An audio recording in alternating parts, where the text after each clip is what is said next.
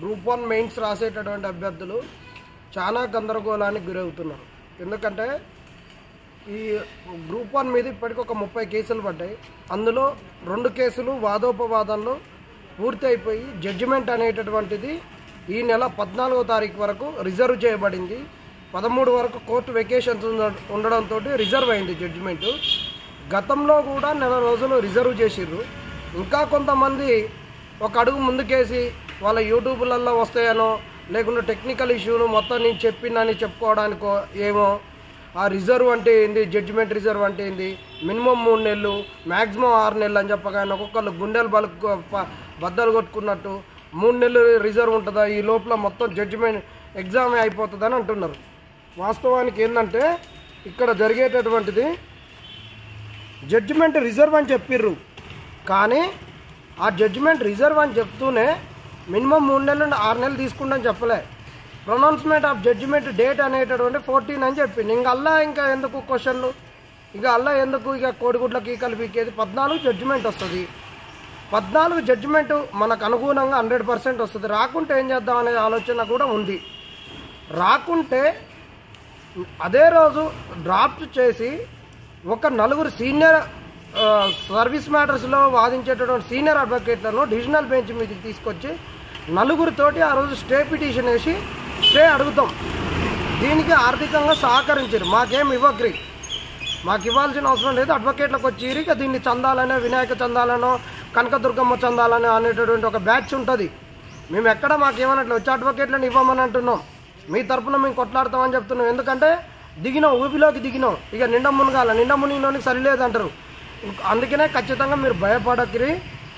4 అడ్వకేట్ల 4 కాకుండా 5గురిని తీసుకొద్దాం డివిజనల్ బెంచ్కి. ఒకవేళ నెగిటివ్ వస్తే 100% 4 నుంచి 5గురిని సీనియర్ కౌన్సిల్లో ఉన్నటువంటి వాళ్ళను, బాగా వాదించేటటువంటి వాళ్ళను, ఇన్ని రోజులు మీరు ఏదైతే చూసిర్రో సుధీర్ సారు, శివకుమార్ సార్ యొక్క ఆర్గ్యుమెంట్స్ ఇక్కడ పేర్లు ప్రస్తావించాలి. ఎందుకంటే అందరు చూసిర్రు, అంతా విన్నరు, చర్చలు జరుగుతున్నాయి, బాహుబలి అంటున్నారు, ఒక్కొక్కళ్ళు యూట్యూబ్లలో డిఫరెంట్ థంబ్నెయిల్స్ పెడుతూ అవన్నీ పెడుతున్నారు కాబట్టి ప్రస్తావించినాం.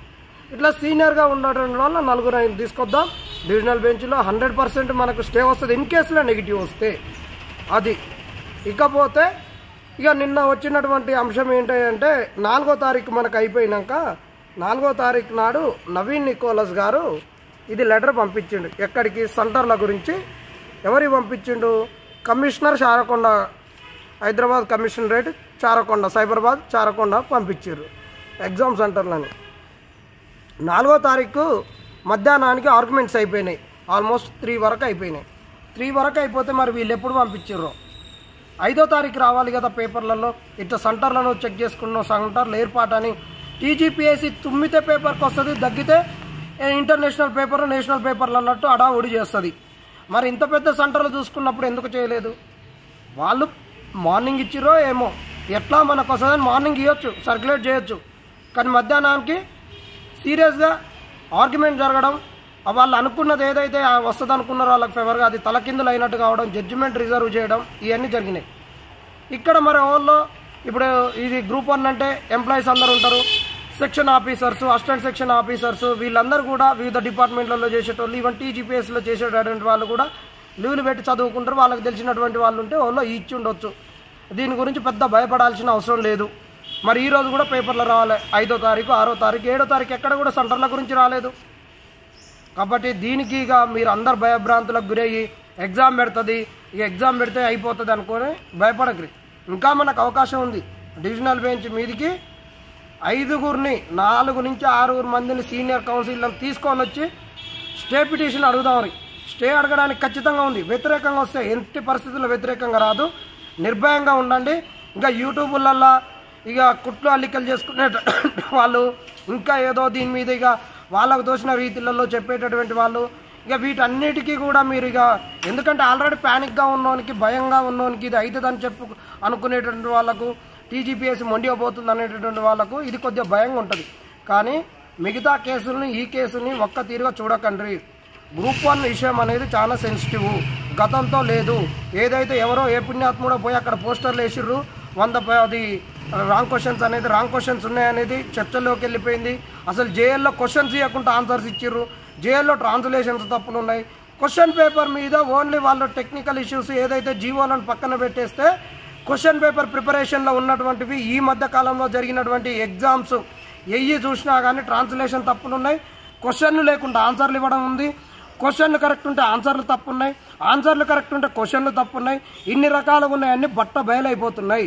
కాబట్టి ఇవేవీ తేల్చకుండా పబ్లిక్ సర్వీస్ కమిషన్ పోదు. ఇక కొంతమంది ఏమంటారు అంటే రేవంత్ రెడ్డి మూర్ఖంగా ముందుకు పోతుండు, కాంగ్రెస్ ప్రభుత్వం ఎట్టి పరిస్థితిలో ఈ గ్రూప్ 1ను కావాలని చూస్తున్నారు, ఏదేమైనా తర్వాత మేము కేసులు ఎదుర్కొంటాం, ముందైతే మెయిన్స్ ఎగ్జామ్ అయిపోనియండి, తర్వాత చూసుకుంటాం.